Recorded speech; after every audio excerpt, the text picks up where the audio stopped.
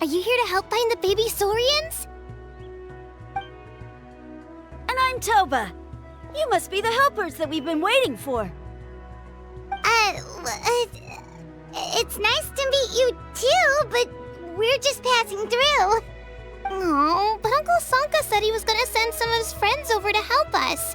You sure he didn't mean you?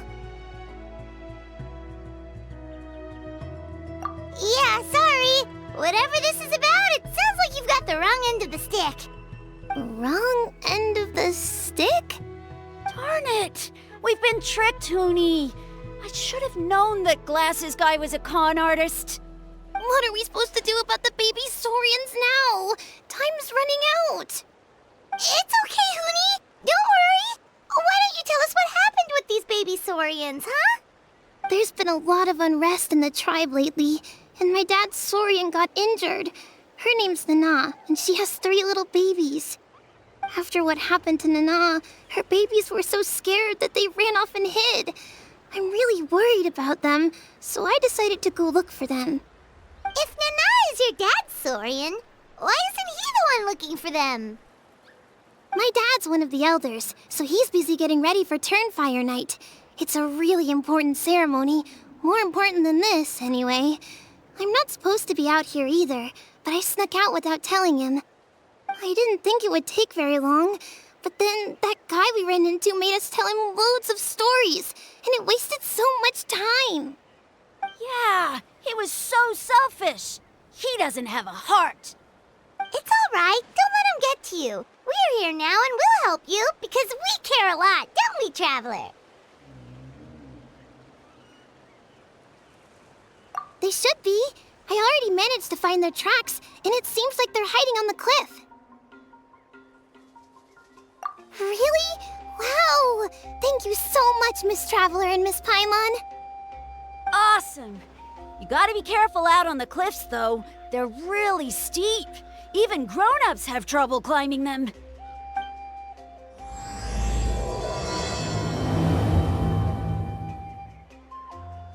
Goody said the baby Saurians are on the cliff, so let's find a way up. Good luck, and stay safe. We'll wait right here.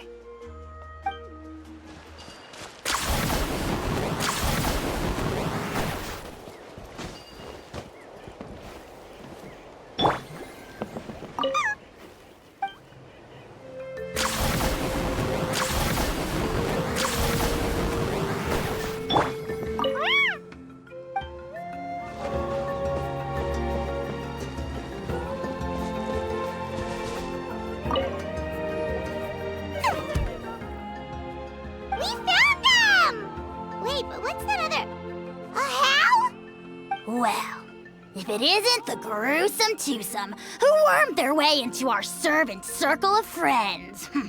Still awestruck from the last time we met? Would that be why you hastily scrambled up here to pay your respects the moment you saw us? I suppose we can't blame you. Such is the spell that our majesty casts on our minions. Very well. You heathens leave us no choice. The almighty Dragon Lord, Kahula shall grant you the audience that you seek. Come, pucker up. You may now kiss our feet. Wait, aren't you like Kenichi's sidekick? What the heck are you going on about? You're somehow managing to be even more annoying than the last time we met. Silence! Who are you calling sidekick? We are the Dragon Supreme, sovereign ruler of the Nation of Flame. We shall have you know that last time, were it not for Kenichi's earnest pleading on your behalf, you would have received not a single word of mercy. Oh, come on. You talk big, but Kenichi clearly has you under lock and key. That's great, Sovereign, to you. You dare invite the wrath of the almighty Dragon Lord, Kahula. You will burn in Turnfire for 1,000 years for your blasphemy. If you must know, our humble servant begged us to investigate an abyss incident near Hoytsidlan, and we chose to grant his request. Abyss incident? See this little lizard? Its mother, a medium-sized lizard, came under the influence of abyssal power. In her confusion, she attacked my servant's tribe, then assailed her own offspring. Yikes. So how is she doing now? She was but a lowly bug fighting against the power of the abyss. Naturally, she has departed for the Night Kingdom. Such a fragile creature. Apparently, she ended her struggle by leaping from a cliff. Leaping from a cliff? My dear anemic flying ant, as addled with questions as your head may be, please keep them to yourself and wipe that absurd expression off your face. We are the almighty Dragon Lord Kahula-How, not a wish-granting fountain. Anemic flying ant! You!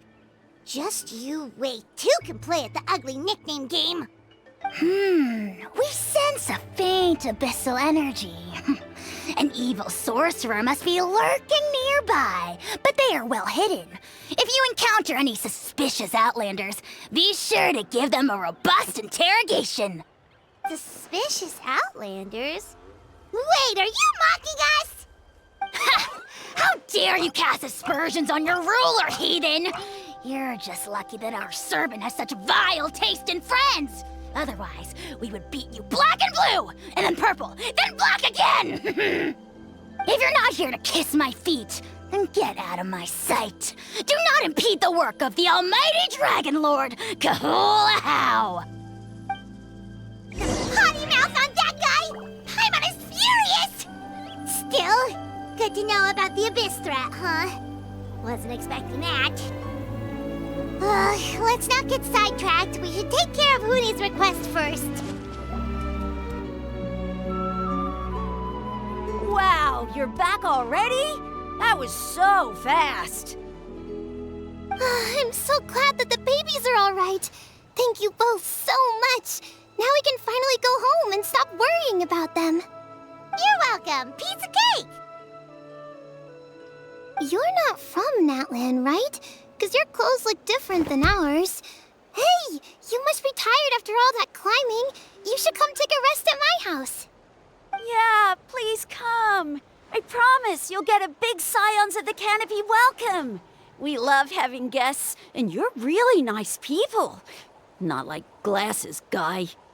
By the sound of it, Glasses Guy wasn't from Natlan either, right? Uh-huh. Well, his clothes sure weren't. You know what? Now that I think about it, there was something really fishy about him. Really? Maybe he was the suspicious outlander that Ahau mentioned. Sure, if you're interested. Oh, let me think. How did the conversation go again? Oh, please, mister. I've told you so many stories already. When are you gonna help me find the baby Saurians? Just one more story. One more, I swear. Why don't you tell me more about that ball of fire? I heard that there was a huge transparent ball of fire that used to burn 500 years ago, 1,000 years ago, maybe even further back than that. Oh, you mean Turnfire. That's where the ancient name Mollypo comes from. Oh, wow. So it was the origin of an ancient name. That's impressive. Uh-huh. There's a story behind every ancient name. The legend goes that the Turnfire first appeared in the era of the Grand Alliance. It was used by the tyrant Och Khan to rule over Natlan and oppress anyone who opposed him. Turnfire is different from normal fire. If you get set on fire with it, you'll feel horrible burning pain from behind you, but you won't die from it right away. And whatever you do, you mustn't turn back to look at it. Why? What happens if you turn back? As soon as you turn around, poof! You get burned to a crisp. Well, good golly gee. I mean, it's one thing to singe someone's clothes, but Burning people alive? That is a big no-no in my book. Right? How nasty is it to burn someone from behind and not even let them turn around to look? Ochkon really was an evil tyrant. Yes, shocking behavior. Now, let me guess. Eventually, a valiant hero came to save the day? That's usually how these stories go. Good guess, Uncle Glasses. Seems like you really know your stuff. The hero was called Yupanqui. He's the ancestor of our tribe. Yupanqui was friends with Ochkon the Tyrant, and also Shibalanke, the first Pyro Archon. He was working as an ordnance officer for the Grand Alliance at the time. He didn't like how Ochkon was such a cruel tyrant, so he stole the Turnfire and threw it at the Ochkon's army. The soldiers couldn't defend against it, and they all got turned to ash. And that's how our ancestors set our people free. But just as he was about to leave the city, he thought he heard Ochkon calling out to him from behind. It caught him off guard, and he turned around to look. But Ochkon wasn't there. All he saw was a city burned black, an army in ruins, and giant flames reaching up into the sky. A split second later, the flames he saw burst out from inside his eyes and swallowed him up. All it took was a single glance. As soon as he looked back, he was burned to a crisp. The question is, was this the price he paid for stealing the Turnfire, or the price of turning back? Nobody knows the answer. But the fire that consumed Yupanqui burned more fiercely than any other. It burned for 100 days until it burned a hole right through the ley lines. And then, the flame dropped into the deathly dark Night Kingdom, where it still burns to this day. The grown-ups say that it lights up the path that leads to the next life. But for the dead to be reborn, they have to accept the flames and be purified by the fire first.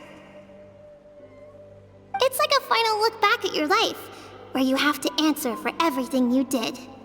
Anyway, that's the story of Yupanqui's Turnfire. Ah, a fine parable indeed. So, is it true? Is it really possible to find this fire in the Night Kingdom? I don't know. I think it's just a story.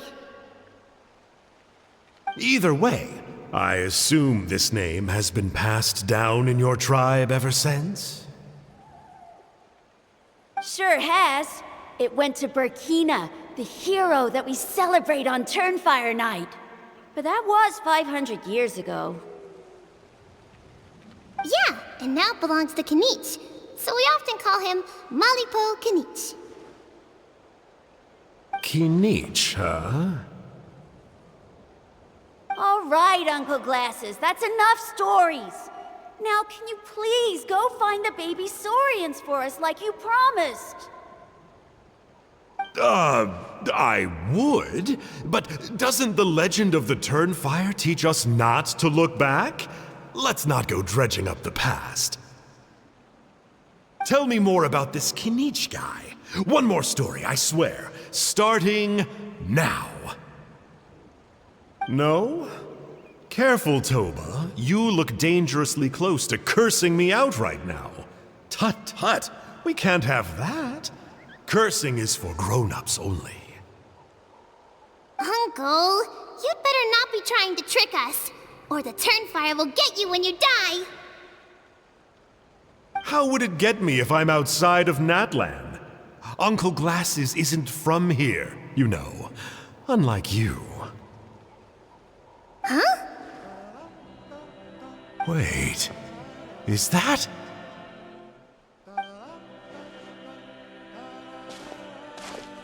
All right, kiddos. I'm a man of my word. 2 of my friends are on their way here, and, yeah, they'll help you out on my behalf. Work them like dogs, okay? That's what they're here for. Don't go easy on them just for my sake. Really? Well, first, can you tell us your name? We met at the foot of this cliff, so beneath the peaks, let's go with Sanka. Seriously? If you don't believe me, turn around and see for yourselves. They're right behind you. Huh? Where? Oh, wait!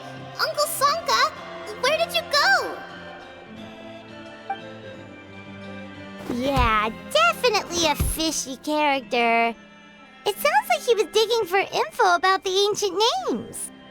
Yeah, and not only that, but he betrayed us too.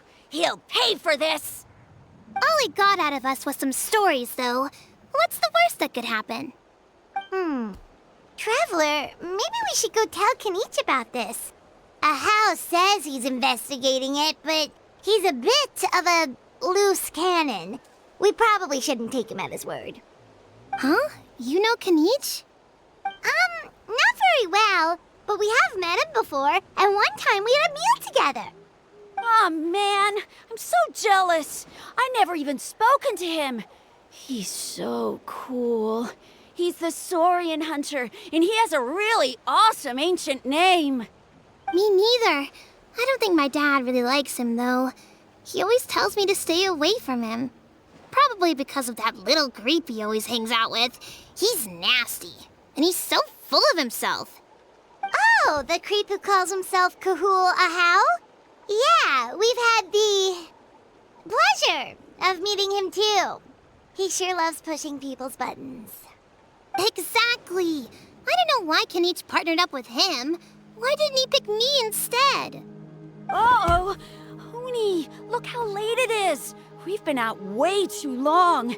We better get home now or we'll get yelled at. Oh, yikes. You're right. Okay, well, this path here leads to our settlement.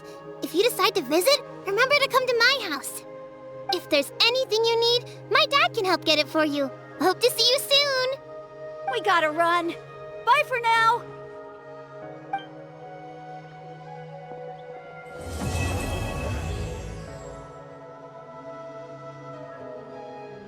Huni, what were you thinking going out by yourself? Don't you know how dangerous it is? It's okay. Toba helped me. And we met some kind strangers who helped us, and... Kind strangers? What made you so sure they were so kind, hmm? I suppose they had kind stranger written on their foreheads. Yeah, actually, they did. In big, bold letters. Don't talk back to me. The Mountain King problem still hasn't been solved. What would I do if I lost you, too? No dinner for you tonight. They were good people, Dad. Dinner or no dinner. Hello again, Huni. It's Miss Paimon and Miss Traveler. Dad, it's them. They're the ones who helped me. And I promised we'd take care of them if they came to visit. Oh, so you're the kind strangers. Well, I'm Trinidad. Apparently you helped my daughter today. So if there's anything you need, just ask. As an elder of the Scions of the Canopy, I've got some influence around here. Now, I trust that you're sensible people who know better than to take advantage of their host's generosity. Yep, just helping a neighbor. We're not looking for anything in return. Oh? Well, let's hope so. Dad, please! They're not bad people! They've eaten at the same table with Kenichi before! Be nice to them! Kenichi? Wait. I heard that two mysterious travelers from afar showed up at the Stadium of the Sacred Flame. Are they... you? And Paimon's the other!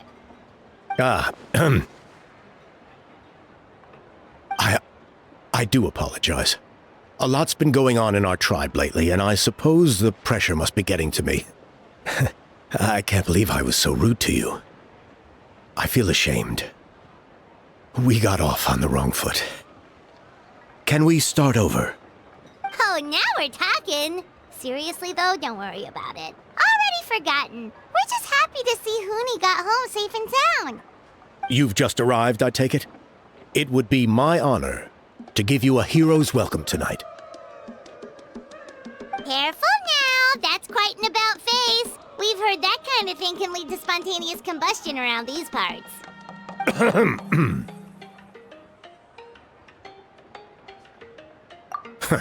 My dear traveler, you are very perceptive indeed. Go inside now, Huni. Dad's got some important business to discuss. Okay. Look after Miss Traveler and Miss Paimon. They're very special guests. Well, we'll hear you out, but we can't make any promises that we'll be able to help. This is a matter of utmost importance. Please allow me to explain. For many years, our tribe has celebrated the Turnfire Night. It is a traditional ceremony among the Scions of the Canopy, in which we remember our ancestor, Burkina, and his companion, Kangamato, the Mountain King. Burkina was a hero who bore the ancient name Malipo, and Kangamato was a powerful Yupanqui warrior. Together, they fought against the Abyss. They were victorious, but it came at a great cost. Burkina paid with his life. The Mountain King survived, but was contaminated by the Abyss, and he remains in hibernation to this day. Normally, Yupanqui never live longer than a century. It's possible that the abyssal power is responsible for his unnaturally long lifespan. That's right. The Mountain King is a living symbol of our glory, but even this glory comes at a price. The abyssal power inside him is highly sensitive, and when it is disturbed, he awakens and flies into a blind rage, attacking anything that moves. So besides the ceremony, another important part of Turnfire Night each year is cleansing the abyssal power inside the Mountain King so that he will remain sound asleep. However, Abyss-related incidents have been on the rise in that land lately, as I'm sure you're both aware. As a result, it has become increasingly difficult to keep the Mountain King in hibernation. Only 5 months have passed since the last Turnfire Night, and he's already showing signs of instability. Has he woken up again? He has. We managed to contain the situation by performing a makeshift ceremony right away, but it was a close call. He could reawaken at any moment. Also, he attacked and wounded my companion, Nana, during the ceremony. She became contaminated by the Abyss as a result. And We heard. Such a tragedy. We're really sorry for your loss. yes, and Nana wasn't the first. Anyway, right now, we're preparing for an exceptional Turnfire Night ceremony, and we need to find a suitable flame bearer. From what I've heard about your adventures, I believe you'd be perfect for the role.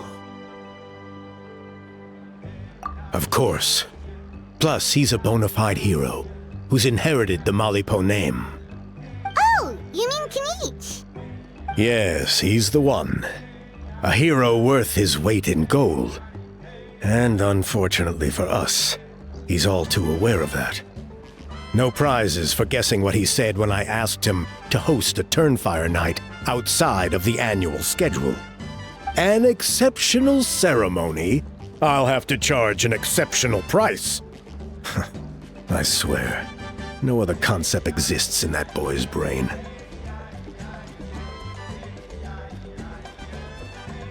I'm not the one to usually talk about people behind their backs, but I'm convinced the Y-Up got hit on the head and took a wrong turn the day it chose to give that ancient name to him. Have you ever heard of a hero whose mantra is, "What's your asking price?" Oh, and don't get me started on that insufferable How he hangs around with. Thinks he's God's gift to mankind. Pompous fool. Yeah, Paimon has to agree on that last part. Anyway, the fact is, the ceremony can just as easily be done without him, as long as we find someone else. And besides, you two seem like much better candidates, huh? So what do you think?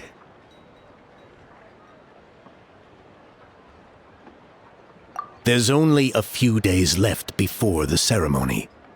We can't afford to waste what little time we have on negotiating with him. I'd much prefer if you would consider taking his place. Wonderful! I can't thank you enough. Oni was right about you. You have kindness in your hearts. Come with me to the other side of the mountain. I'll bring you up to speed on each step of the ceremony. As experienced warriors, I'm sure you'll pick it up in no time.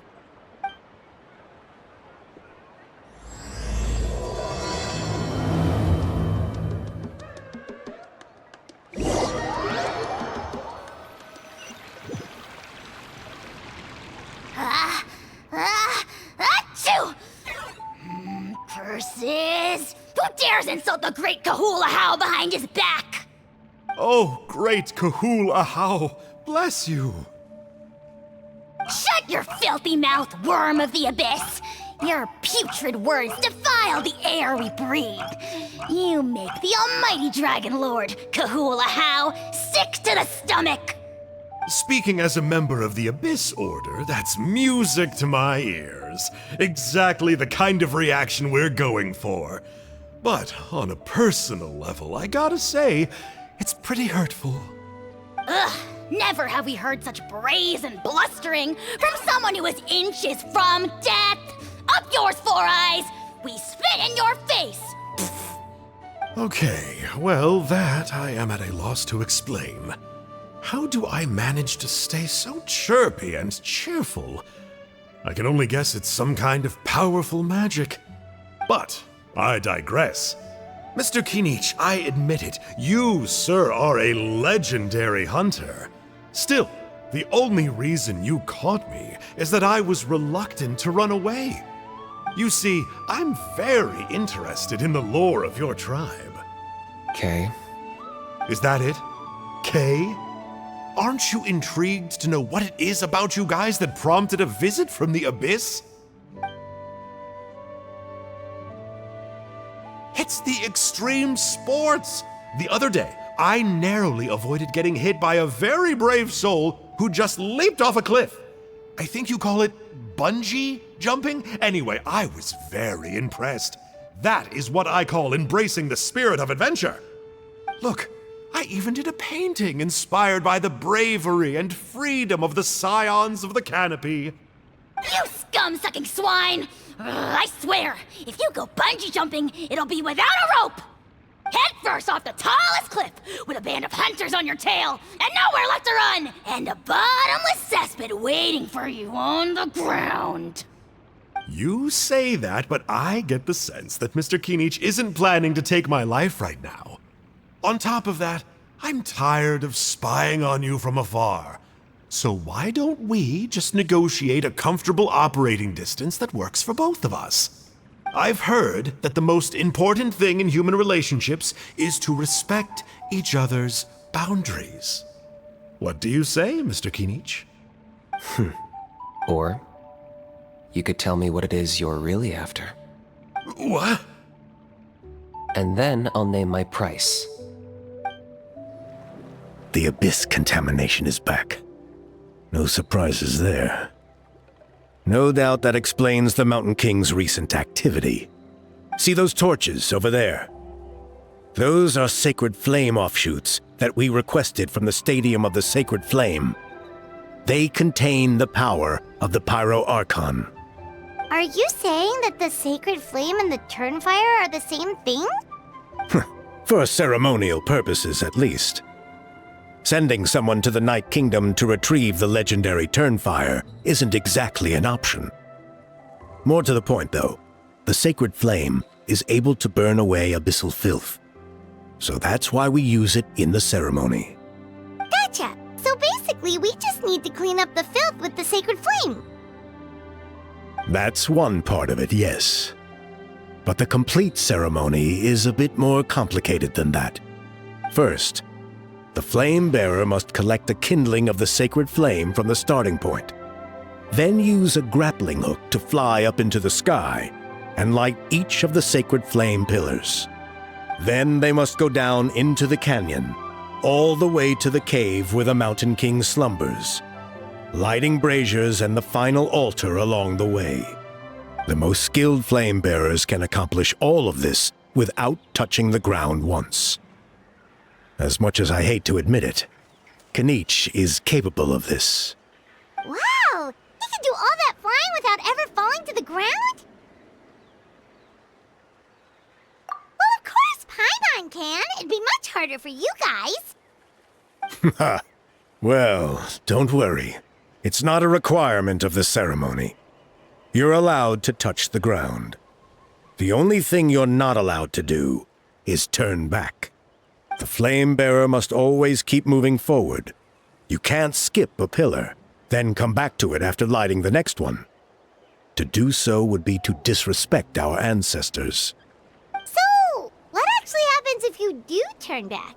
Surely the fires don't just go out. Well, if you're not careful, you might get burned. What about today then? Does the same rule apply? Oh no, don't worry. Today is just a practice. The order doesn't matter. You just need to take the sacred flame, cleanse the filth, then go light all the braziers. Are you ready? I'll repeat the key points again. Gather the kindling, cleanse the filth, and light all the braziers. I'll wait for you at the end. Alright, let's use this kindling to complete our mission.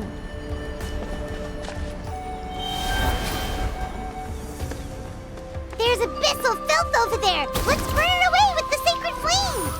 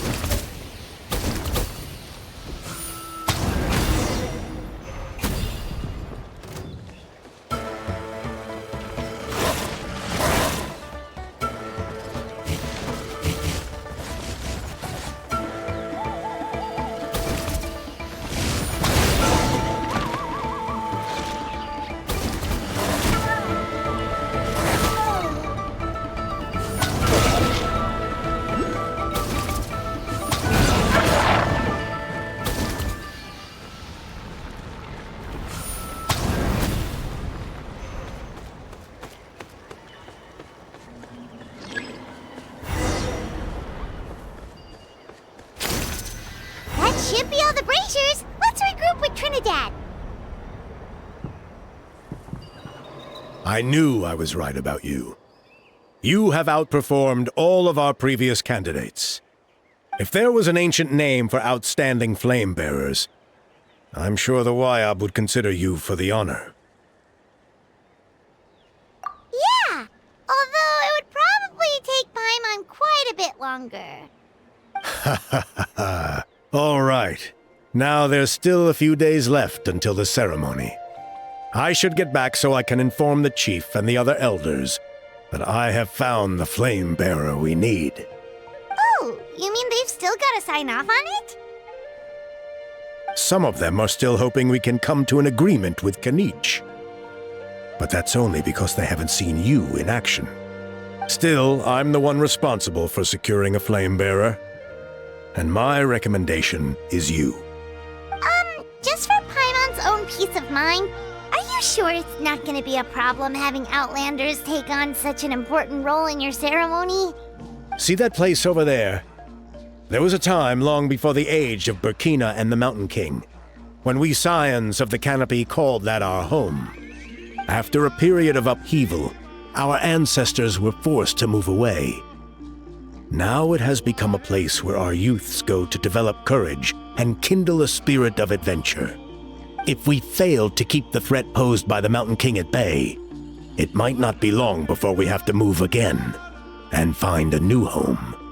So to answer your question, I think everyone will agree that you are the right choice. Fair enough. Desperate times call for desperate measures.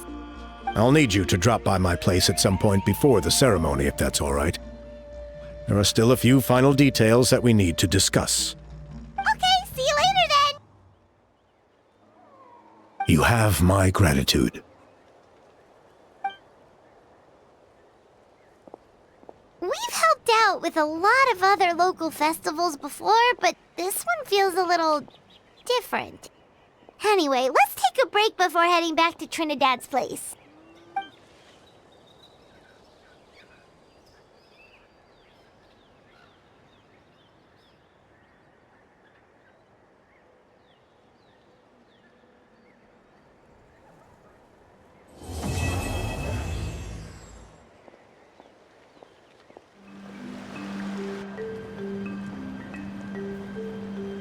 Traveler?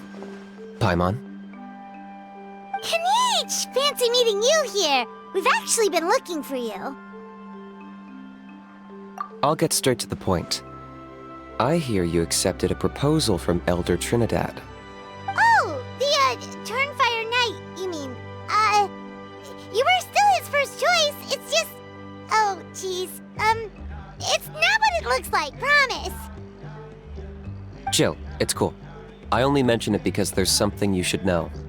And I suspect Elder Trinidad hasn't been completely forthcoming with you. His true intention is to resolve the Mountain King problem once and for all. Once and for all? You mean this'll be the last Turnfire Knight ever? That's right. He wants to use you to send the Mountain King to the Night Kingdom. To the Night Kingdom? You mean... To his death. Whoa, are you serious right now? You shouldn't go blurting out accusations like that. It could get you in trouble. Too blunt? Okay. I'll phrase it more gently. There is potentially a possibility that Elder Trinidad may be hoping that during the course of the ceremony, you kill the Mountain King dead. But that's ridiculous. He told us the Mountain King is a living symbol of your tribe's glory. And that glory comes at a price. Oh, that's right.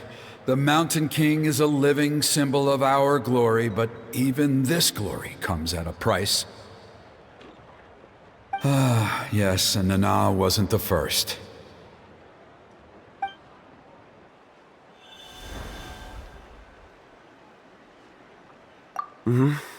She likely won't be the last to lose her life either. Still, is killing the Mountain King really the only way? It seems so extreme. The Mountain King is a unique case when it comes to abyssal contamination. It's eaten away at him for so long that it has consumed him entirely, and the damage is irreversible. That evil power has both driven him insane and kept him alive over the centuries. So, to look at it one way, once it's completely purged from his body, the Mountain King will finally be able to rest in peace. In past ceremonies, we've only purged around half of the abyssal power. This was to strike a balance, to keep him alive, but also keep him asleep. Trinidad didn't say anything about how much power he wanted us to purge, but he did say there were some more details to go over before the ceremony. Then it sounds like you'll know for sure soon enough. If he really asks us to kill the Mountain King, what should we do? I know this must come as quite a shock, so I suggest you act like you didn't hear anything for now. But would you have time to visit the chief after your meeting with Elder Trinidad? I'd like to make a deal with you. What kind of deal? One that comes at a very reasonable price. I'm sure you have plenty of other questions, but we can talk more later. Good. See you soon.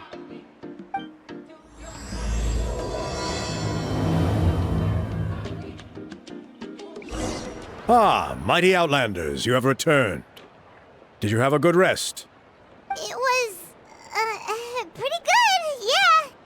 Glad to hear it. Things are progressing very smoothly on my end. Many of the elders have heard of your heroic deeds, including the chief. They all speak very favorably of you. There are still those who insist that the ceremony should be performed by the bearer of the Malipo name. But they're just stuck in the past. We need to move with the times. Plus, Kanish doesn't want to do it anyway. Exactly. So now, it's time for us to discuss the finer details of the ceremony. We covered the fire-lighting part of the proceedings yesterday. The next part is the purification of the Mountain King. It's quite simple. You just need to use the sacred flame. We've done it plenty of times before, and it's always very routine. I'm sure you won't have any problems. One point I'd like to stress, though, is that you need to burn away as much of the abyssal energy as you possibly can. The more we dispel, the longer the Mountain King will remain asleep. Asleep, huh? Precisely. In previous years, the Flame Bearer has often been unable to dispel a sufficient amount of abyssal energy.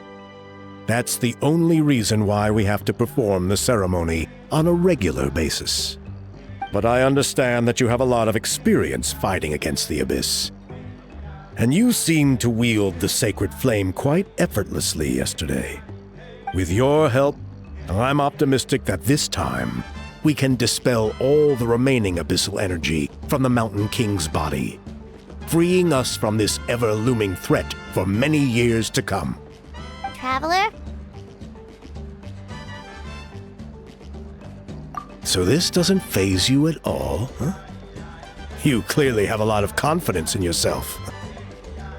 That's really all you need to know. The ceremony is in 3 days. I'll come and fetch you when we're ready. In the meantime, feel free to look around our settlement. It would mean a lot to the elders if you got to know some of our people. And if you wouldn't mind helping them out with a few errands here and there, that would be even better. So now we have extra errands to run? Maybe we should add a little extra to the price. Just a humble suggestion, that's all. It will help you gain the respect of our people. And as a mighty hero, I truly believe that's what you deserve. I'll be sticking around over the next few days, so if you have any questions, you know where to find me. Seems like Kanish was right. We should go meet up with him right away. Huh, you're here. Kanish, Elder Trinidad said that... I can tell. It's written on your faces. Is that the Traveler in Paimon? Forgive me for not being there to welcome you on your arrival. That should have been my duty as chief. Hello, Chief Waina. I only heard the news from Trinidad yesterday, so I asked Kanish to invite you over for a quick chat. I believe Kanish has already filled you in, so I'll get straight to the point. Firstly, I fully endorse your appointment as flame bearers for the upcoming Turnfire night. However, I would like to request that you take steps to ensure the Mountain King's safety. Every child of our tribe grows up hearing the tales of our heroes, from Yupanqui the Firebringer to Burkina and the Mountain King who fought against the Abyss. This is our history and our heritage, the source of our pride and the center of our faith. To kill the Mountain King would be to destroy our spirit. I would never be able to face our ancestors in the Night Kingdom. Nana's death was a great tragedy, and I do not blame Trinidad for the actions he has taken. Nevertheless, I cannot allow any harm to come to the Mountain King. The very roots of our identity are at stake. My honored guests, please give this matter your serious consideration. Perhaps there is, but despite all our attempts to contain the situation over the years, we've not found it. Right now, I should like to hear where you stand on this matter. Running away won't solve anything. You just need some time to think this through, that's all. Don't worry. We'll come up with something if we put our heads together. Thank you both. There are still 3 days left before the ceremony. I hope they will bring you clarity. So, Kanich, earlier you were saying that... Let's walk and talk. I'll show you around the tribe. That works too. Paimon needs to get some air after this. Kanich, Paimon finally understands why you turned Trinidad down. You knew what he was planning, didn't you? That's why you didn't want to be the Flamebearer this time, because it's a double-edged sword. The whole Mora thing was just a sneaky excuse. Double-edged sword is right. But my response wasn't merely an excuse. To solve this exceptional problem, an exceptional price must be paid. I'm working on it.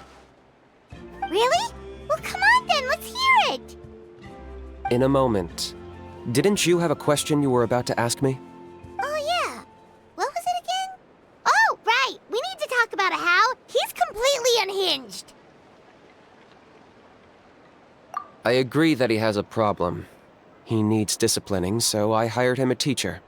You got him a teacher? Oh, Paimon would love to see him get scolded for bad behavior. Anyway, moving on. When we ran into a How, he said you two were investigating some abyss thing together. Is that related to the whole Mountain King situation? Yes, that's the angle I've been working on.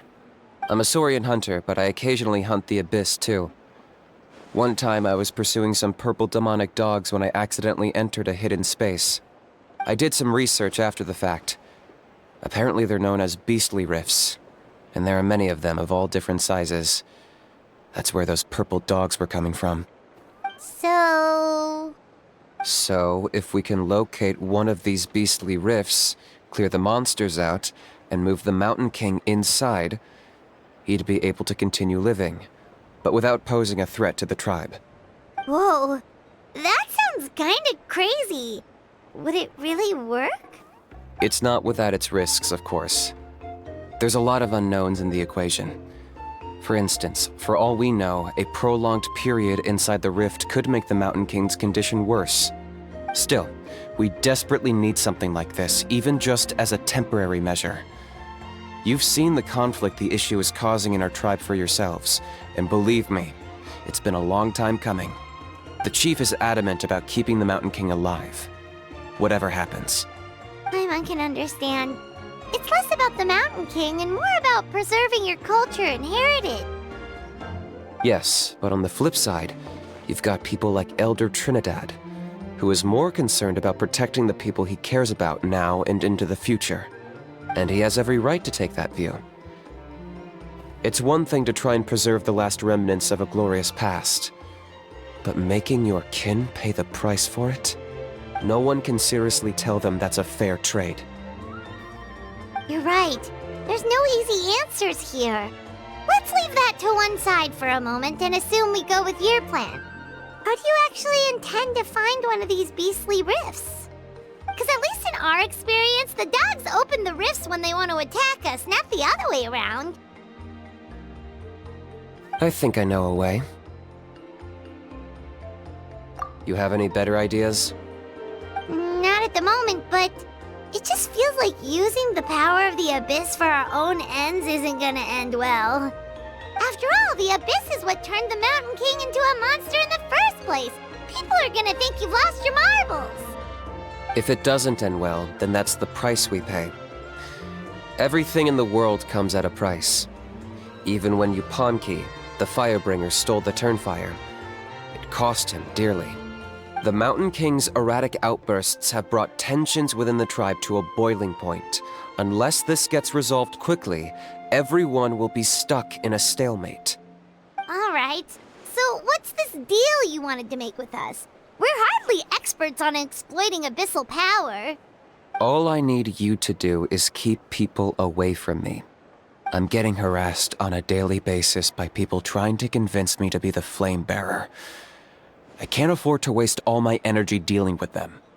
If you help me out, there'll be a gift for you in return. Ooh, what kind of gift? Something well worth your while, I'd say. Just keep doing what you've been doing. Integrate yourself with the tribespeople, so everyone comes to terms with the fact that we have a new flame bearer. That way, I won't have an endless stream of people coming to beg me to join the ceremony, and I can focus on finding a way to summon the beastly rift. Then, when the day of the ceremony comes, we'll move the Mountain King into his new home. Still sounds pretty crazy. Even for a daredevil like you, that's dangerous. And even if it works, what if neither Chief Lina nor Elder Trinidad are happy with it? Have you thought about what you'd do then? At least the two of them would finally be on the same side of the issue, leaving only me on the opposing side. The tribe needs leaders like them far more than a Saurian hunter for hire like me. Can I take that to mean that we have a deal? For sure. And who knows, maybe we'll come up with an even better solution to all of this in the next couple of days. Great. Well, for the next couple of days, please spend some time among the tribe and lend a hand wherever you can. I'm sure everyone will be swept off their feet when they meet our new flame bearer. Good luck to us both.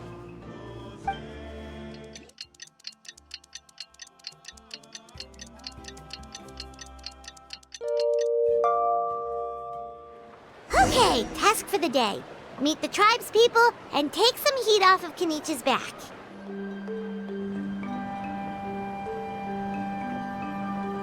Huni, how can you call the Mountain King a monster? Because he hurt a lot of people, and look what happened to Nana. But it wasn't on purpose. The Mountain King is sick, that's all. He's been hurt by the abyss. That's true, but the fact remains that he's now a threat to all of us. How can you be so harsh to someone who's sick? If you don't take back what you just said, I don't know if we can carry on being friends. Toba, Kuni, what's wrong? Huni's saying nasty things about the Mountain King. It's not right. He's our hero. Once upon a time, maybe, but not anymore. Yesterday, maybe, but not anymore. Toba? Fine. I guess my dad is right. Things change, and you just have to accept it and move forward. As of today, our friendship is over. There's no going back. Oh, come on, cut it out, you two. We have some great news to tell you. The Traveler is gonna be the flame bearer for the next Turnfire night. She's gonna do a beautiful ceremony and cure the Mountain King's illness for good. What? Really? So that's what my dad wanted to talk to you about? To be fair, from what we saw the other day, you are pretty good at climbing cliffs. Probably just as good as Kanich. Wait, speaking of Kanich, where even is that guy? Oh yeah, good question. Is he not coming to the ceremony anymore? We can get him to come, but if he catches you two fighting again, he won't be happy. He'll be sure to give you both a piece of his mind. No, we can't let that happen. I've never even spoken to him before. I can't afford to make such a bad first impression. I didn't mean to argue with Toba. All I said was that the Mountain King has done some pretty bad things. He was the one who turned it into a fight. Yeah, if you weren't friends, there's no way Toba would have come to look for the baby Saurians with you. All right. Well, because it's the Traveler and Paimon and Kanich, I'm sorry, Toba. I'm sorry for all the mean things I said about the Mountain King. Dad just really misses Nana, and I was really upset that she's gone, too. Huh? Oh. I shouldn't have spoken to you the way I did either. It wasn't very nice of me. For the Traveler and Paimon, Kanich, and for Nana. I'm sorry too, Huni. That's more like it. Now you're best friends again! Guess so. Toba, if I ever say something mean about the Mountain King in the future, I'll make sure I say it to someone else, and not you. I'd better go buy some colored cloth for my dad now. He needs it for Turnfire night.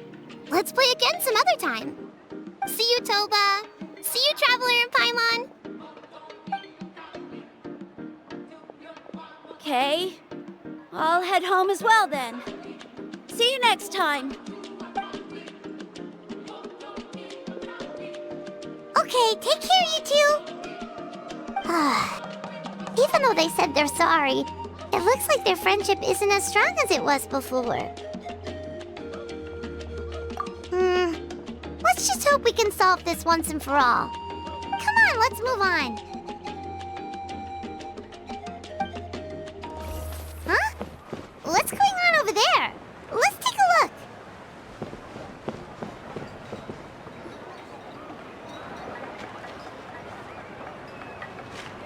Hey there! What's happening here? A rehearsal for the Turnfire night dance. Ooh, there's a dance involved? Paimon wants to learn too! You don't know it? Ah, I guess you're not from these parts, huh? It's rare to see a new face around the tribe these days. I thought everyone would be keeping away. Why do you say that? Because of the Turnfire night, of course. The Mountain King could wake up at any time. That's why we're holding an emergency ceremony. This isn't one of those fun and games festivals. For outsiders, it might even be a little dangerous. Well, did you know that the Flame Bearer this time is actually gonna be an outsider? Oh, I did hear about that. It's a first for sure. I would have loved to meet them in person. What? Oh, it's you? Man, oh man. Well, this is a nice surprise. It's funny, I was just thinking that I'll probably miss out on meeting the new Flame Bearer since I'm not taking part this time around. Then suddenly, there you are. Must be my lucky day. You're not taking part in the Turnfire night? How come? You're not an outsider too, are you? You must be joking. Watch this.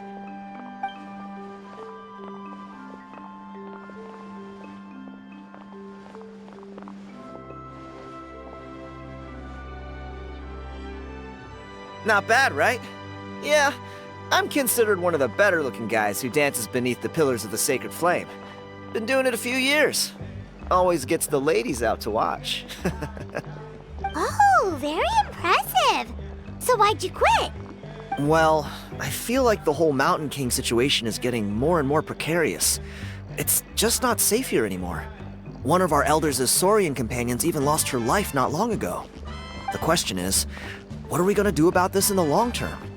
But our leaders don't have any answers for us. They're probably too busy fighting about it amongst themselves. The way things are going, it's only a matter of time before it gets violent. So I figured, you know what? Now's as good a time as any to get away for a little while. Go do some exploring. You look a little disappointed. Disappointed? Nah, it's a great opportunity to go see the world. As every male scion of the Canopy knows, wherever you are and wherever you go, the only way is forwards. We take pride in that. I won't forget my roots. I managed to get in touch with the Saurian Relics Association. They gave me a simple test. Find a decent quality relic, and they'll make me a member. What's the Saurian Relics Association? You've never heard of it? It's a group of amateur history enthusiasts who do research on the ancient Saurian era.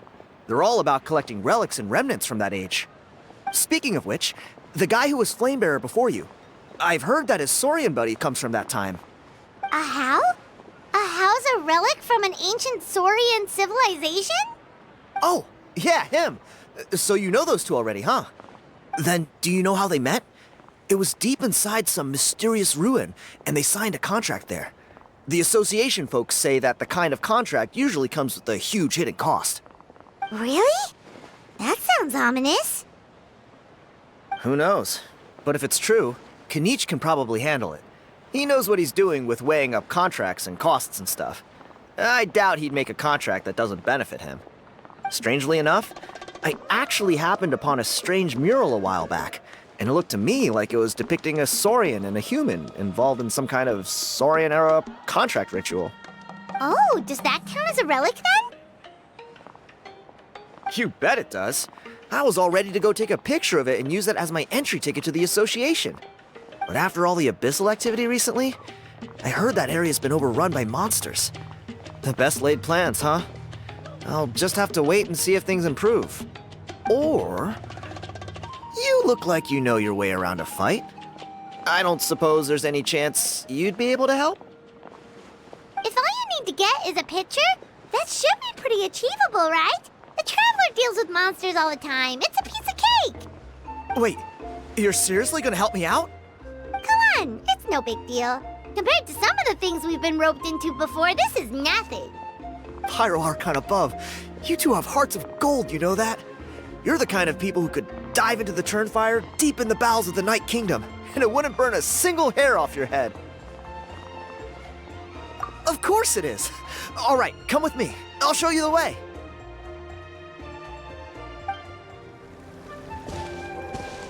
There it is.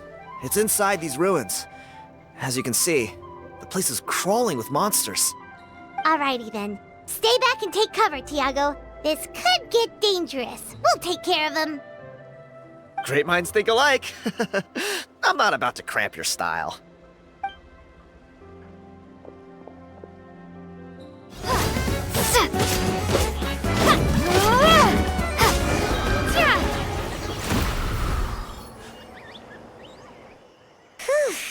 That should be the last of them. It's a good thing Tiago had the sense to stay in his hiding place, or things could have gotten really hairy for him. Hey, look! That's gotta be it, right? Definitely looks like a mural. True. Now that you mention it, most ancient murals take up a whole huge wall. This looks more like someone with a paintbrush got bored and started doodling. It does match the story he told us, though. There's a Saurian and a human. So, is that supposed to be what an ancient contract ritual looked like? Whatever. We're not here to decipher it. Just photograph it.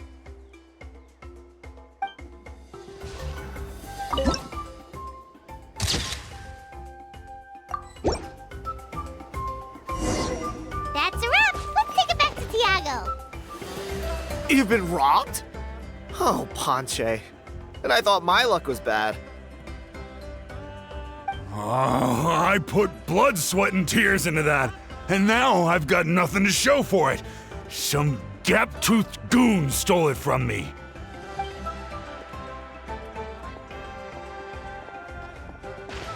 Tiago, is this the picture you were looking for?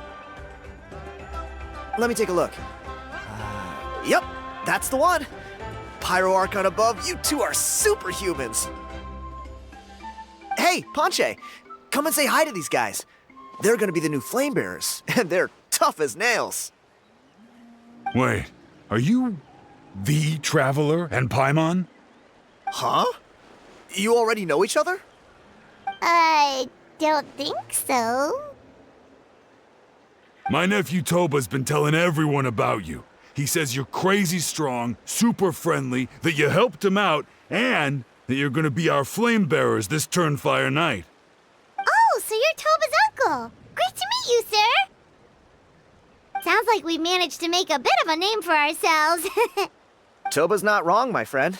These two are honestly some of the nicest, most genuine people I've ever met. Everyone speaks incredibly highly of them.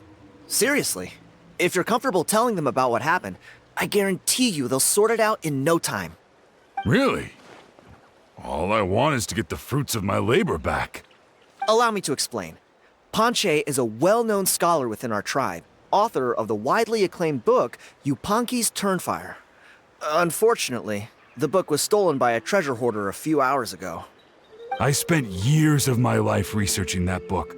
I visited every last ruin, interviewed every descendant of every hero in our history. On the word Malipo alone, I covered at least 5 different interpretations of the meaning based on accounts from different villages. It was an unparalleled masterpiece. And now it's all gone. That little goon ambushed me during my morning walk. He snatched all of my belongings, including my entire manuscript. That book was everything to him. It's like they robbed him of his soul when they took it. Look at him. Lost and listless. He's a shell of the man he was. Dear honored guests of our clan, I am but a helpless old student. If only for Toba and Tiago's sake, please help me, I beg of you. See what I mean, Ponche? Now you've run into these two, your luck's about to change, big time. I don't know if he's still there, but come on, I'll take you. Hey! You thieving rat! Give me my things back! What do you want now, you old bum? God, you're a waste of space. Prepare to get shoved butt first into a tree hollow. Oh, what's this? Brought a little bodyguard with you, huh? All right, let's see what you've got. What's this? Eat dirt, suckers!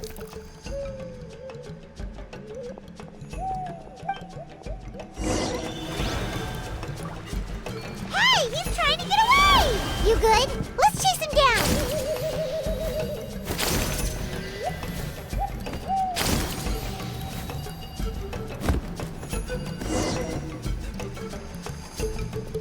Stop, please! By all the warriors, heroes, gods, and kings, I can't run any longer. Please, I don't have your stuff anymore. Have mercy. Oh yeah? Well, where is it then? I threw it away. You threw it away? The old bum's bag didn't have a single mora in it. Just a tatty old book, worn out pens, and some old rags. All that time lying in wait was for nothing. I was so mad, I just threw all of it away. Is that really the truth? Okay then, where did you throw it away? The same place you found me. Look, I swear on the Pyro Archon it's the truth. May all my worldly possessions be turned to ash by Turnfire if I'm lying. Okay, that's a pretty strong oath. What do we do now? It sounds like he's telling the truth. Right, let's hope nobody gets to the book before we do. We'll never get it back then.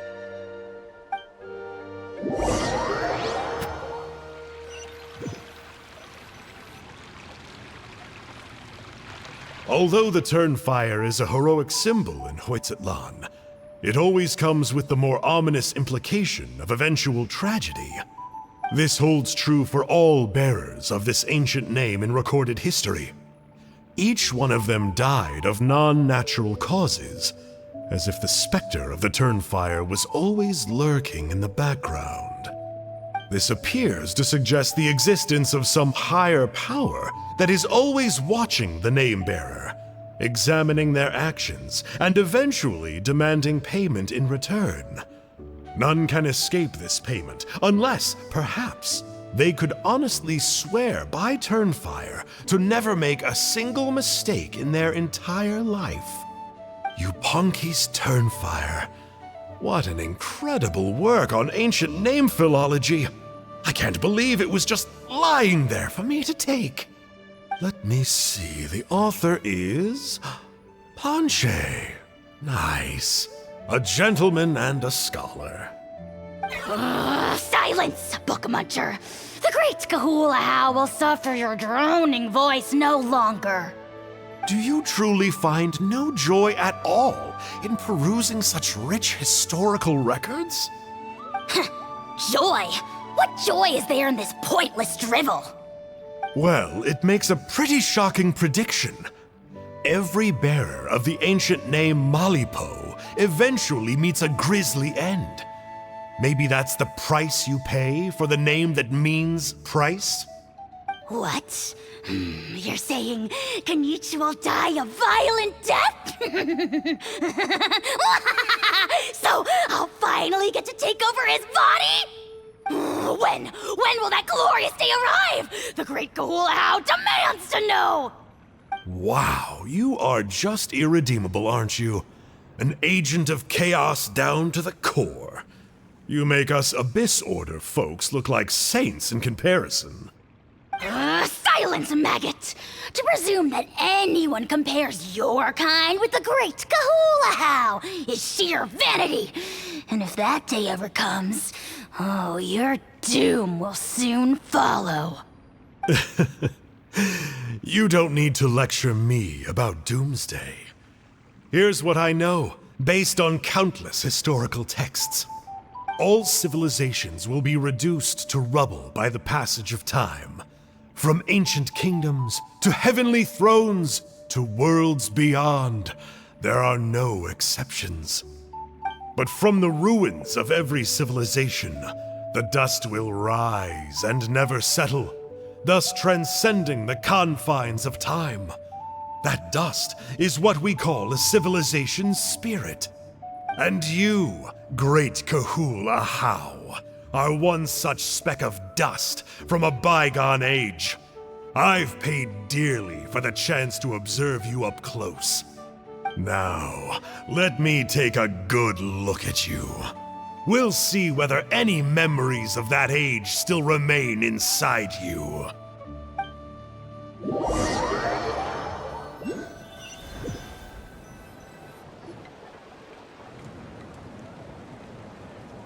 We're so sorry, Mr. Ponche, but we couldn't find your manuscript anywhere. Does that mean all of my hard work was for nothing? You gotta stay positive, Ponche. You might have lost the book, but the brains behind it are still intact. Surely you remember the main points at least? The whole reason I worked so hard to get it finished before the Turnfire night is because I hoped that maybe it might help us find a way through these trying times. But now... well, not exactly. But I thought my research might at least be a starting point. Oh, really? So what did you find out in your research? I think the key to all of this lies in the power of Malipo. Ponche, you know as well as anyone that ancient names don't hold any real power. Symbolic power doesn't count. You're right, but Malipo may be a special case. Given that it first arose in the era of the first Pyro Archon, it might contain remnants of Xbalanque's power. Yeah, I remember that story. My grandpa told it to me when I was a little kid. Maybe you're the special case. Most kids stop believing in that stuff by your age. I'm not talking about childhood superstitions here. There is evidence. Like what? Like the fact that the Mountain King is still alive. Everyone attributes that to the power of the Abyss. But there's more to it than that. The key factor is that Burkina summoned the power of Malipo at the cost of his own life. If you don't believe me, then answer me this. How many other creatures can you think of who lived longer, not shorter, after being contaminated by the Abyss? Traveler, different situation but similar idea. Doesn't this remind you of the hilly... So, I came to the conclusion that Malipo must refer to some mysterious ritual involving a tit-for-tat exchange. It began with the first Pyro Archon, fell with the Grand Alliance, then was buried in the Night Kingdom. And now, it awaits the call of its new bearer. Hey. Sorry to interrupt, Ponche, but you seem to be getting a little overexcited. I'm sorry.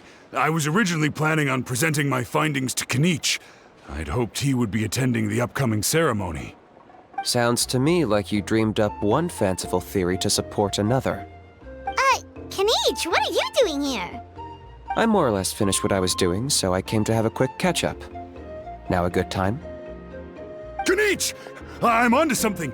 I haven't worked out all the details, but you have to attend the Turnfire night. So Mr. Ponche here has done a lot of research on the history of the Turnfire, and thinks he might have found a way for you to solve the problem. I'll be there, Ponche. Let's go.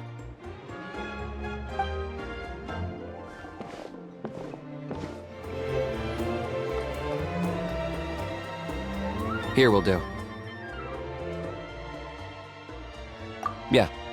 I'd like your help giving it a trial run tomorrow. If that works, we have our plan come Turnfire night. Sounds like you're not considering Ponche's idea. You heard him. He hasn't worked out the details yet. We need a more practical solution with concrete steps to follow. Yet? Are you saying you think he might actually be onto something? I think it's possible. based on something I know about the war 500 years ago. Burkina didn't fall to the abyss. He was killed by the Mountain King in an episode of madness. In his final moments, Burkina made the fateful decision to not fight back, and instead pass his blood and power on to the Mountain King. Maybe he thought the Mountain King was stronger than him and more valuable to the tribe. Or maybe it was just out of loyalty to his friend. Either way, I can believe the Turnfire was involved. Whether you think his sacrifice triggered it, or his fate was sealed from the moment he took the Malipo name, it makes sense to me. How can you drop these truth bombs with such a straight face? This is what I've gleaned from my many interactions with the Mountain King. His mind is so disordered. It took some time to piece it all together. The story Elder Trinidad told you was the more palatable version of events. The truth is even darker. The Mountain King's mind isn't just disordered. He is suffering and feels great shame. I believe he wants to be put out of his misery.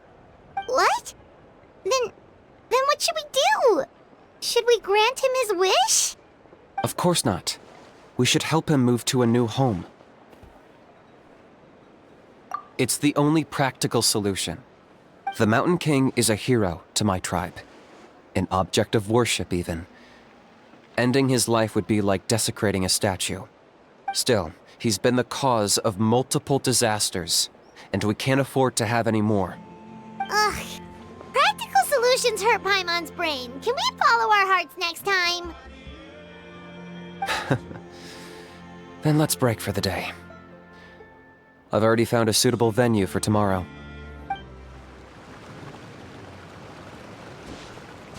You're here. Very punctual. Oh, so the gruesome twosome come crawling back. Here to make amends after the gross irreverence you displayed last time? Very well. The almighty Dragon Lord, Kahula shall grant you the audience that you seek. Now pucker up and kiss our feet. Kenichi, didn't you say you found him a teacher? He's just as out of control as ever! Hey! No one gets to discipline the almighty Dragon Lord Kahula. No one! Maybe because I've never had a gentle-natured companion like Paimon to compare against. Is that a compliment? Yeah, I see what I'm missing out on now. And it's a lot. Kenichi! We could drown this measly flying ant in one droplet of spit! How dare you compare her to the almighty Dragon Lord Kahula? Oh, just wait till I possess your dead body! I will commit heinous atrocities! Tear down your legacy! Destroy your reputation! Wreak havoc on your...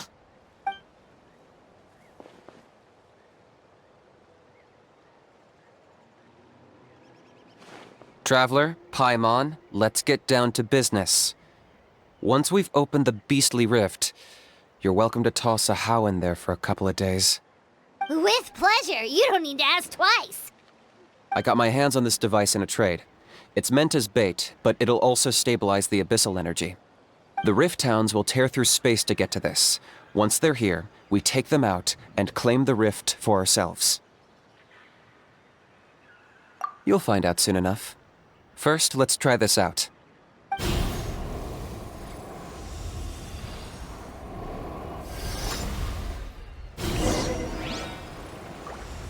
They'll tear you to pieces given half the chance, so be careful.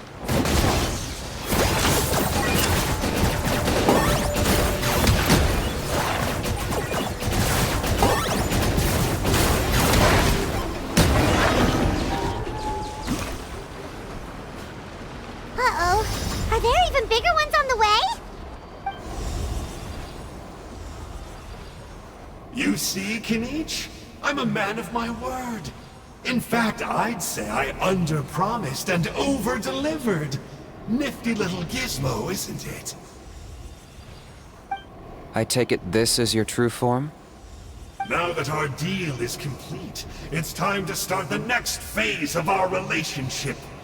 I made a promise to the great Kahula How, and now I'm here to seize your body for his use. Cliché, I know. The hero's trusted partner sells him out to the abyss in a shocking act of betrayal. Cue bad guy speech and drawn-out death sequence. Huh? Angel? Huh? Huh? What are you two doing here? Oh, Mr. Kinich, this is not what we agreed on! Traveler, this is the gift I got you. I know you're looking for intel on the Abyss Order, so I thought he might be of use to you. But it looks like you've already met. Yikes. Frosty reception. Gotta say, I kinda pictured this moment going a little differently. Tears of joy welling up in your eyes as you say the words, "It's good to see you again, old friend."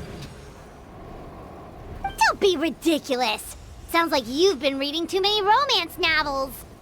There we have it. Change is inevitable and nothing lasts forever. What a pity. Well then, time for you to meet the new me. This time, please call me Sanka. Sanka! Aha! So you're Glasses Guy! You tricked Huni and Toba into telling you a bunch of stories! What does it matter? A name is a superficial label. It's what's deep down inside that counts. And I've shown you the deepest parts of me. That would explain a lot. Why else would you show up here and start acting like a wise guy? You looking for a fight? I'll pass. I do rather like you, as I said before, but my one quibble is that you really don't know your own strength. Wait, of course! You're the one behind all the recent Abyss activity! Let Paimon guess, you've been provoking the Mountain King too! Haven't I told you before? I'm not part of the inner circle who do our Highness's bidding. My interests are far more low stakes. I spend my time digging for truth in ancient doodads and books. You really think a benchwarmer like me is capable of more than that? I investigated him. He's not connected to the recent events. Just happens to be in the area. So, I struck a deal with him. He helps me summon a rift. I allow him to do some historical research. But that's all over. And now Kinich wants to hand me over to you. Well, I was hoping this would be an opportune moment to whisk away his body. That would have given me some more time to study the great Kahula How. But now I've run into you, which is just my luck. Or maybe I've incited the wrath of the Turnfire, and this is the price I have to pay. But I don't understand. What did I do wrong? Wait, does that count? Let me think. How? You are the worst of the worst! Colluding with the Abyss Order against Kinich? How could you betray your partner? There is no betrayal. The almighty Dragon Lord Kahula How is a partner to no one. Don't worry, I told him to act as bait. Yes, and you should have picked a bigger fish. The Abyss Order? Ha! What a joke.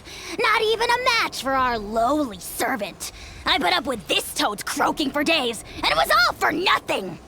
It looks like your disciplinary measures have been less than effective, Mr. Enjo.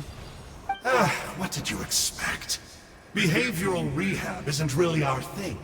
Otherwise, we might as well change our name from the Abyss Order to the Abyss Boarding School. The abysmal disorder would suit you better. Kinich! Dispose of him! He is of no further use to us! Traveler?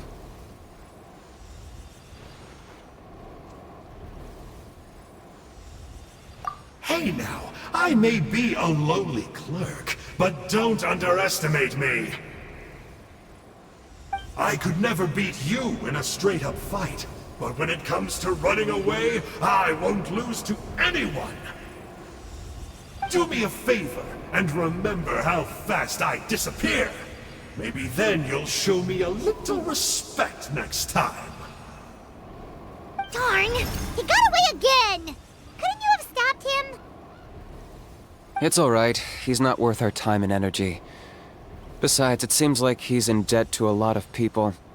I'm sure they'll keep him busy. If you say so. Still, Paimon's kinda surprised that you actually struck a deal with someone from the Abyss Order. To borrow that guy's words, names are superficial labels. Whether you call it the Abyss Order or anything else, it's a broad generalization at best. Think of it like apples that have fallen from a tree. If you tasted each one, you'd find that they're all at different stages of ripening. Even the unripe fruit blown off its branch before it's fully grown can still be brewed into a fine wine. Everything has its use. Huh. Well, in that specific sense, maybe Enjo's not such a bad apple. Not rotten to the core, at least. Of course! Only the almighty Dragon Lord, Kahula How, is rotten to the core and evil beyond redemption. Ugh. So what exactly are you anyway? You're definitely the evilest little thing Paimon's ever met. Don't worry, he can't hurt a fly. You could say that. Paimon heard that those kinds of contracts might come with a terrible cost attached. Is that true? Such as a How watching me like a ravenous vulture? Vulture? Vulture! We are the Dragon Supreme, sovereign ruler of the Nation of Flame. Let's pick this up another time. It's getting kinda late. You should go back and get some rest. Big day ahead. Tomorrow's Turnfire night. Time to light the sacred flame and burn away the filth for a legendary 500-year-old warrior. Oh yeah. Hearing you lay it out like that is making Paimon a little nervous. For all the work we've put in, it all comes down to tomorrow night. We have to make sure we solve this problem once and for all. Then it can't hurt to say this one more time. Good luck to us both. See you tomorrow.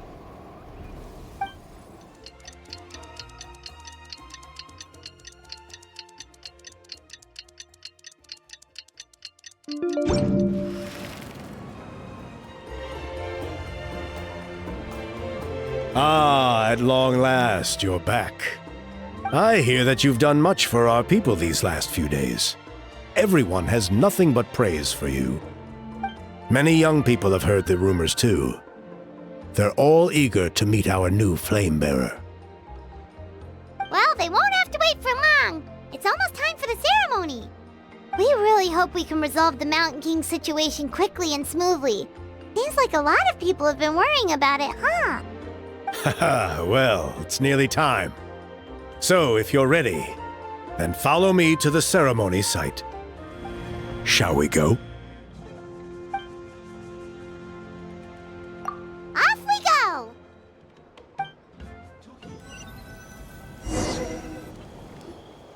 Here we are. Our honored guests have arrived. I have heard much about your fine work over the past few days. I hope you'll allow us to thank you properly after tonight's ceremony. Don't worry about it. Getting this huge venue ready must have been a huge task. No need to make extra work for yourselves on our account. If it means getting the Mountain King issue resolved, no cost is too great to bear. A resolution will come in due course, but every great fire starts as a tiny spark. We must take it one step at a time. No one would disagree with you if that were possible, Chief. But it's been far too long since we've seen a real step forward. Look around you. Can't you see how our numbers have dwindled since the last Turnfire night? The ceremony was arranged on short notice. Many are away from home and could not make it back in time. That may be so, but still... Good evening, Traveler and Paimon. Kanich! Not a moment too soon. Chief Wayna, Elder Trinidad, could you give us a minute? I'd like to give the Traveler a few pointers as the previous flame bearer. Very well, but make it quick. Let me know when you're done and we will begin the ceremony. Let's step to the side. has anyone gone over the key steps of the ceremony with you yet? Yeah, Elder Trinidad did, but, Paimon seems to have forgotten them? What a surprise! The flying ant has an ant-sized brain. If you don't want your tongue to be burned off by the sacred flame tonight, I suggest you stay quiet. See those sacred flame pillars? Once you've lit the fire, go light each one up in turn. Once that's done, head down into the cave where the Mountain King slumbers, light the braziers along the way, then bring the flame to the final altar. Then the ceremony is complete. That sounds simple enough. The process isn't complicated, but remember, you mustn't turn back at any point. If you miss a pillar, you can't light the next one, then come back to it. You have to keep moving forward, or it's seen as disrespecting our ancestors. If that happens, you won't receive the blessing of the Turnfire, and you'll have to start over. I made you a diagram that summarizes the steps. Take a look.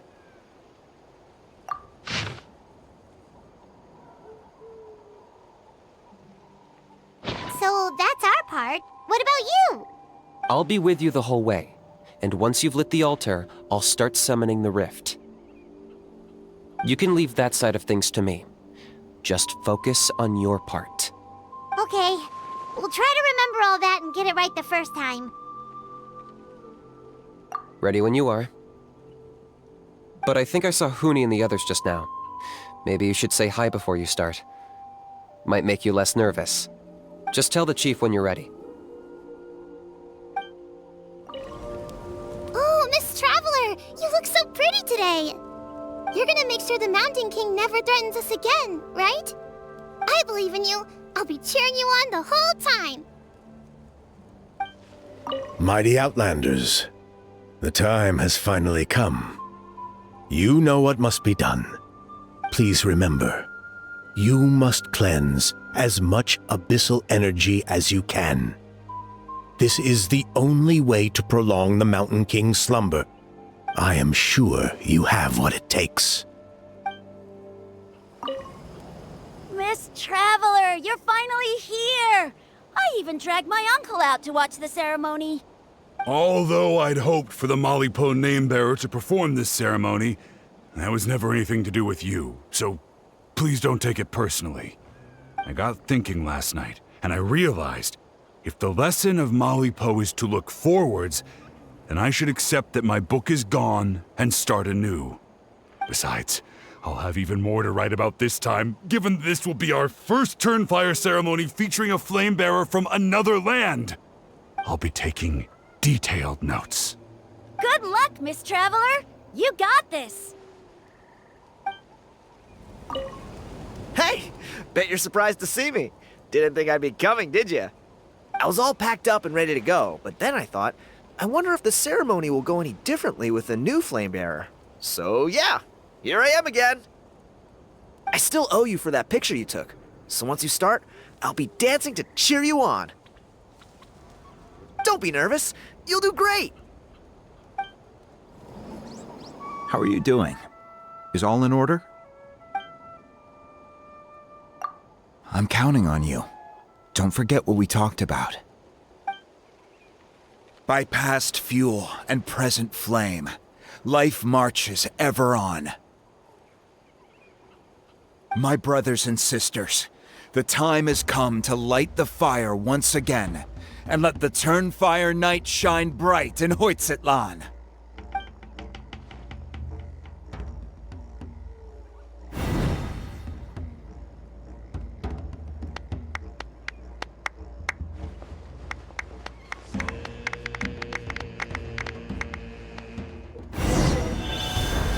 Go get the sacred flame.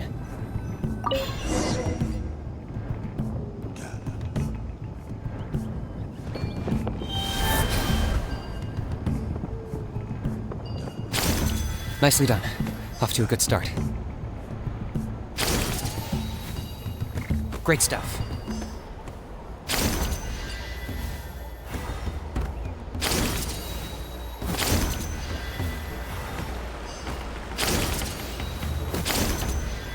You're over halfway. Keep it up.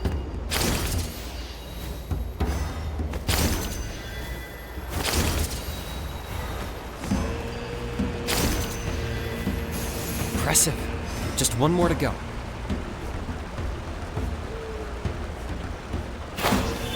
Come on, one last push.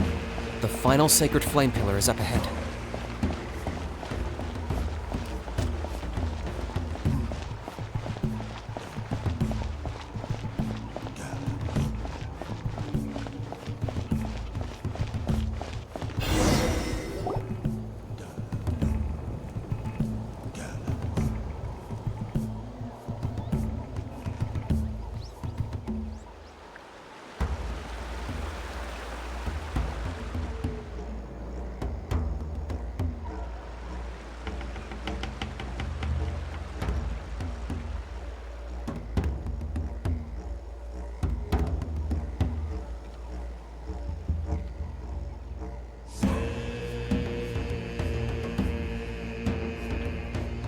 Great.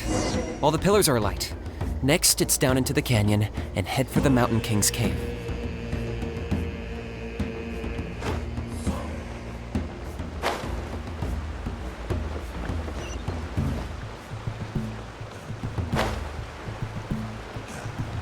Almost there.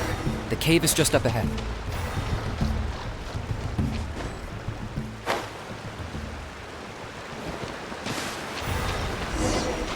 The Abyss presence is growing strong. We should deal with the contamination first.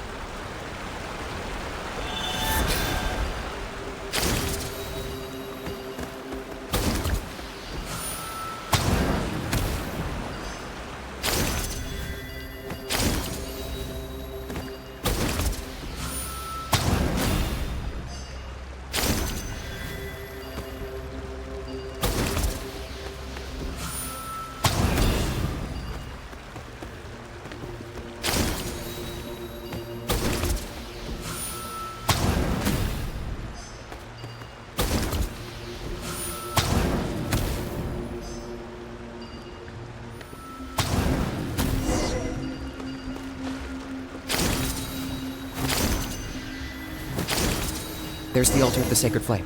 Remember, light up the torches around it first.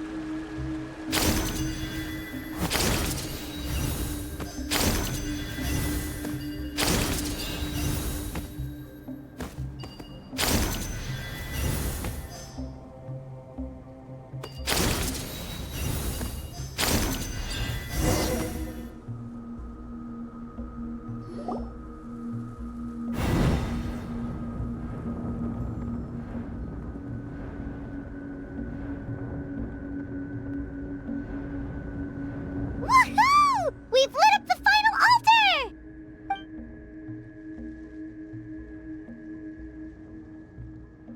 That's the Mountain King up ahead, right? That's him. Kangamato, king of the Yumkasaurs from 500 years ago. He's very powerful. Paimon can tell. He is huge. Let's tread carefully. We don't want to wake him up. You've made it at last. You did even better than I expected. Traveler, now comes the final and most important step of the ceremony. Please use the power of the sacred flame to cleanse the Mountain King of abyssal filth. There's no need this time.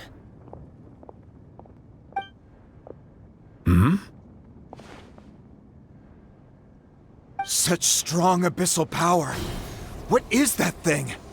Kinich, what is the meaning of this?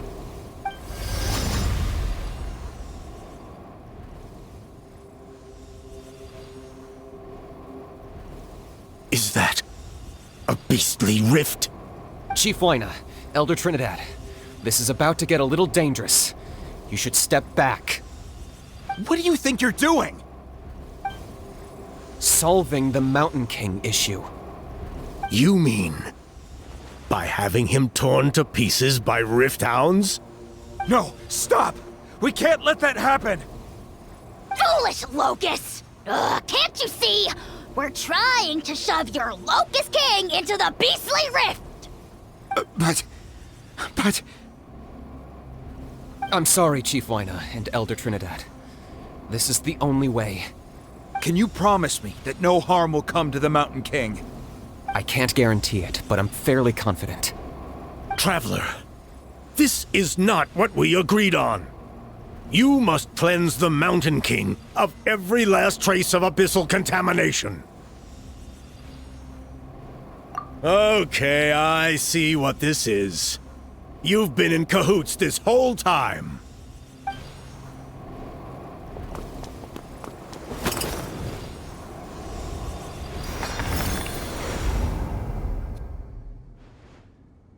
Ugh, you imbecile! What have you done? Oh no! The device is destroyed! You forced my hand. I had no choice. Elder Trinidad! What are you doing?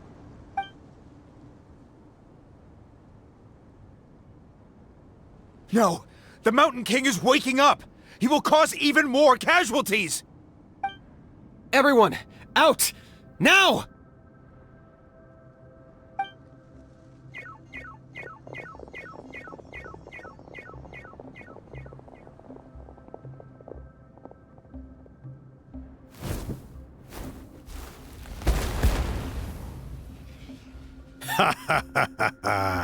It seems there is only one way to awaken you all from your willful blindness. More sacrifices must be made.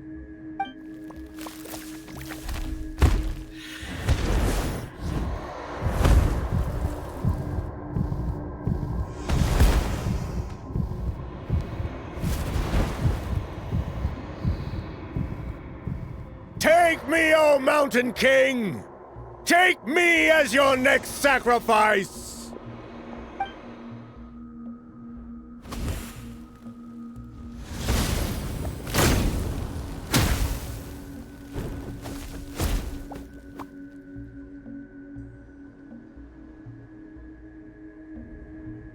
Everyone's still outside. We have to keep the Mountain King here. Give me a hand.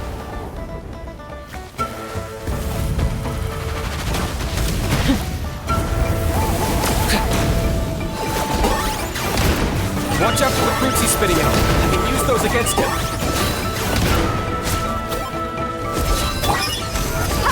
Yeah, that's it!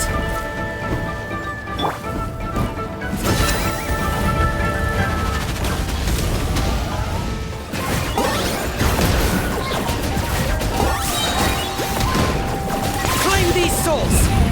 Ah, my mistake. Look alive! Right here! None can compare! Especially not when I'm in a bad mood.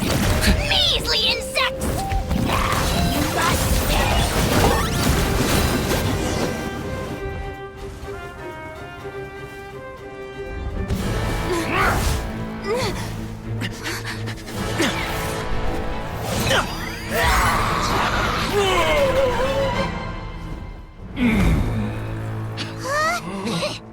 What do we do? We can't open the rift!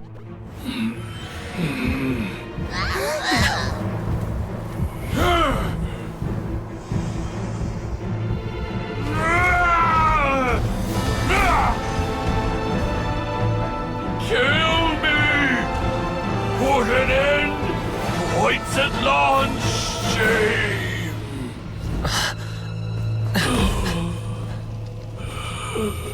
By past fuel and present flame, life marches ever on. Oh, Burkina, I must atone.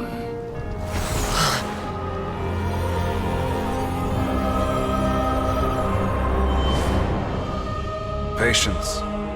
We will answer to the fire for all our deeds. Even if one day I fall behind, never look back. Keep moving forward, as we are now.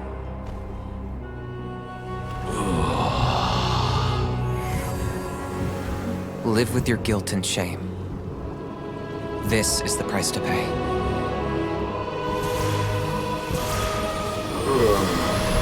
Heir to the Turnfire, please use my ruined vessel to train the heroes of the future. The will of Kangamato will march ever on, till the abyss is stamped out.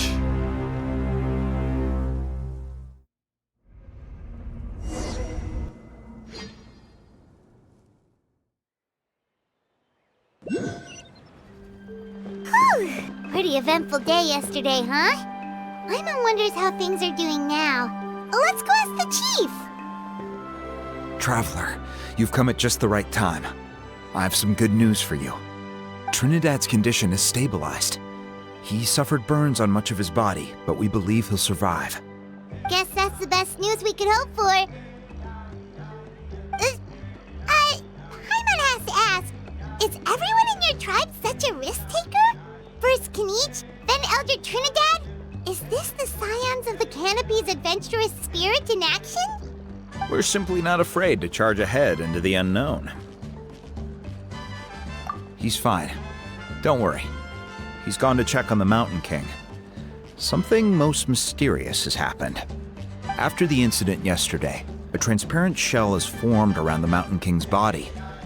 We don't understand the mechanism behind it, but the shell appears to insulate him against the influence of abyssal power. It is somewhat akin to a scab, in that it stops the abyssal energy within him from bleeding out, while also preventing further abyssal energy from seeping in and infecting him. We've never seen anything like it. The tribe's most senior elders believe it was caused when he was burned by the sacred flame, similar to the way burned wood becomes charcoal. I think their theory makes sense. After all, we've never thrown the Mountain King directly into the sacred flame before. Wow. So it's made a barrier against abyssal energy? That's a good thing, right? It's practically a miracle from what we've seen of it so far. It means that the Mountain King's level of abyssal energy is now stable. No longer will we need to perform an annual cleansing ceremony. Wow, that's amazing! I know what you're thinking. The young people in the tribe are already speculating that yesterday's ceremony was a Turnfire night like none other in our history. Because you and Kinich, you summoned the very flame that appears in our ancient legends. A great transparent ball of fire. And that fire is what saved the Mountain King. Whoa! So that was the real Turnfire? I may be the chief of this tribe, but I've only ever known the Turnfire as a concept in our legends. I cannot answer that question.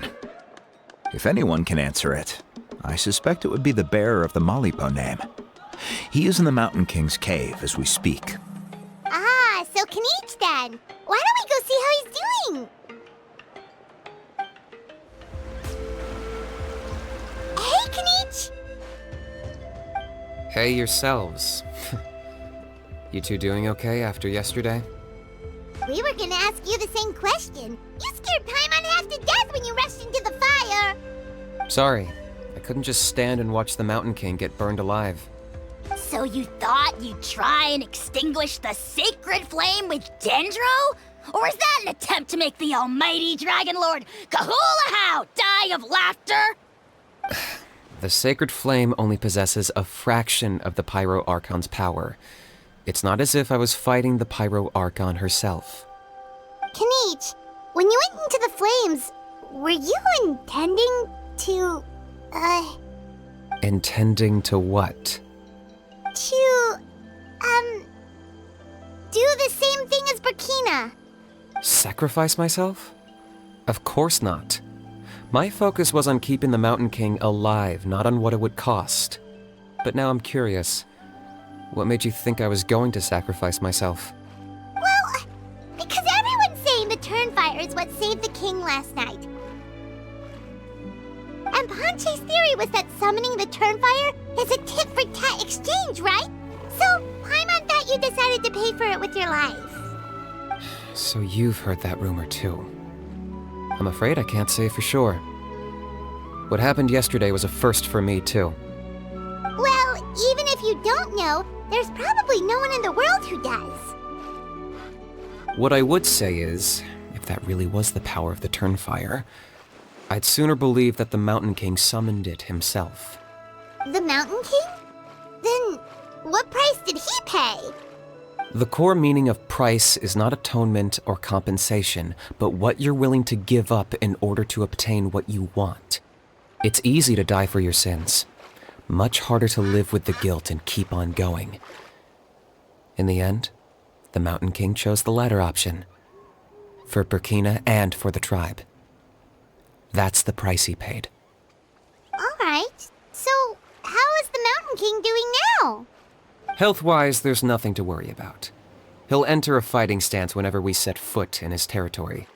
But his attacks are gentler now and not as crazed as before. Like he said yesterday, he just intends to be a sparring partner for people to practice with. Yeah, I tried communicating with him again, but he didn't respond.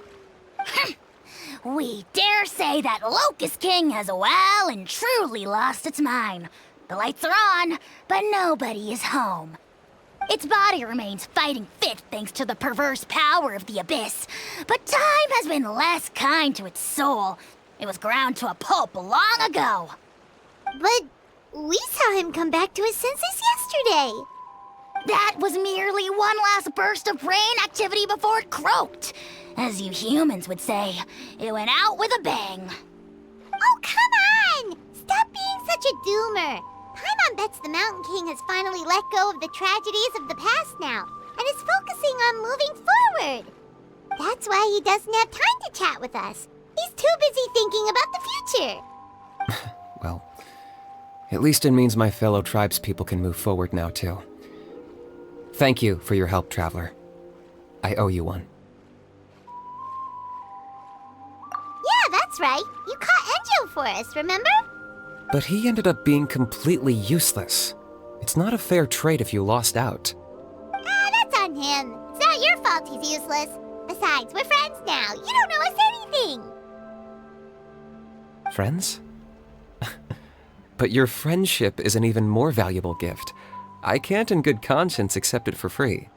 So promise me, if you need anything in the future, you'll come to me. For you, I'll do anything.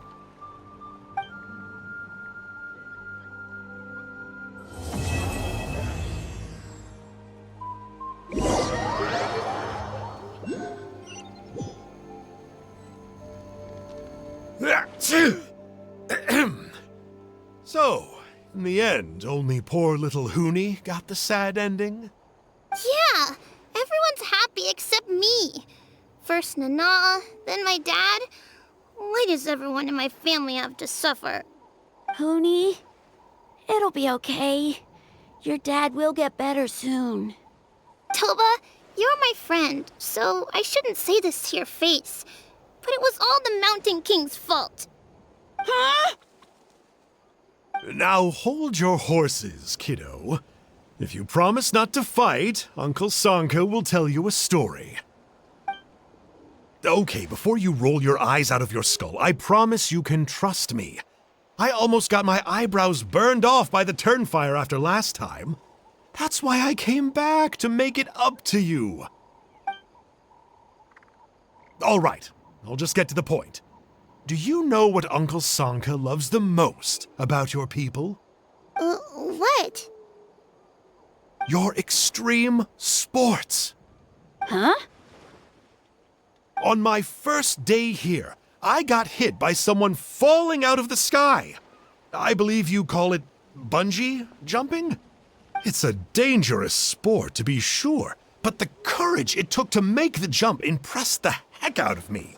So, I introduced myself to the jumper, we made friends, and I even helped treat her wounds. Oh, such a nice friend. Of course. Anyway, the good times didn't last, because I got captured by a powerful foe, so we had to part ways for a while. In the hands of the enemy, I was scorned, scolded, and nearly given away as a gift. Oh, it was so humiliating. A horrible experience to look back on. Why does Uncle Sanka always have to suffer, I thought. So I feel your pain, Huni. I was in the same position. But in the end, I made it through, and I left all of those painful memories in the past. I even managed to reunite with my friend. Is that it? The moral of the story is to look forward in life, right? Yeah, we've heard that one millions of times. Sorry, Uncle Sanka, but you're not cut out to be a teacher.